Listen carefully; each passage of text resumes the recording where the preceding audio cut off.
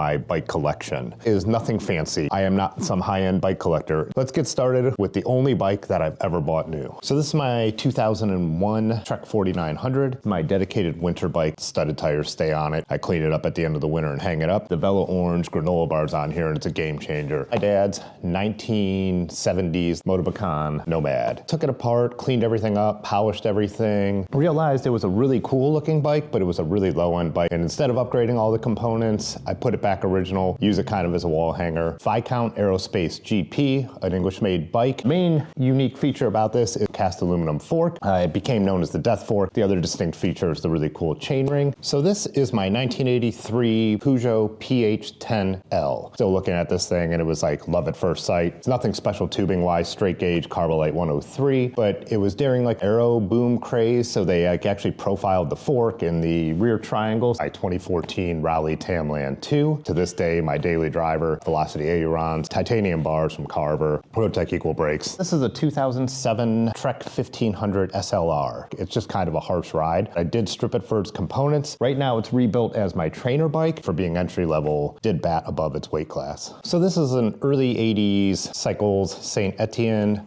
Raja Riviere. So a buddy gave it to me to fix up for him. Cheap, heavy French bike, like a lot of French bikes. My buddy Josh ended up passing away before I could rebuild it for him. These Cinelli bars and this 3T stem on here, and those two things are probably worth more than the rest of the bike combined. So I saw this 1983 Trek 500 American made on Craigslist. I knew I didn't need it. All original Suntour components, and I bought that Trek 1500 SLR. What I ended up doing is stripping that bike down and putting all the components onto this bike. 105, 3x9 shifting. This is a 1986 Schwinn Peloton made of Columbus SLX tubings. It has 2x9 Dura Ace. This thing shifts like butter. People who think rim brakes can't be good don't even know what they're talking about. This is a 1996 Team Marin. I decided to build this up as one of those drop bar 90s mountain bike conversions. Surprisingly light. A Miata 110. It's kind of a cheap Japanese bike. I decided I wanted to try and build a single speed up. I've never had one. Need a Technomic stem to bump the bars way up when I have a gig and my bike's gonna have to sit outside somewhere. It's perfect for what I use it for. There was a 1989 Team Stump Jumper in there and I couldn't give this guy up. Velo Orange utility bar. So Dior XT, it's an 8-speed build, and it's just too pretty to get rid of. So I was looking at Craigslist, which I no longer do for this reason. Peugeot 1983 PH10S, flat bars on here, downgraded the wheel size at 27-inch American standard down to the 700C so I could get wider tires. So my Gunner Rock Tour Adventure, my rigid mountain bike, my bike packing bike, my all-around ATB, do whatever bike. So this is the latest bike to the collection. It's a Motobecane Jubilee Sport. You can see he set it up to be a little more comfortable later, but he gave me the components that would give it the original build.